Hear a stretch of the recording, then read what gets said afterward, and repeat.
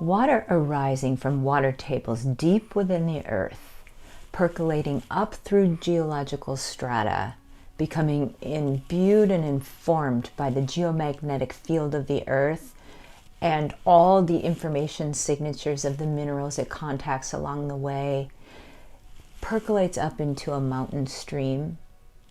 This is the water that we were designed to drink.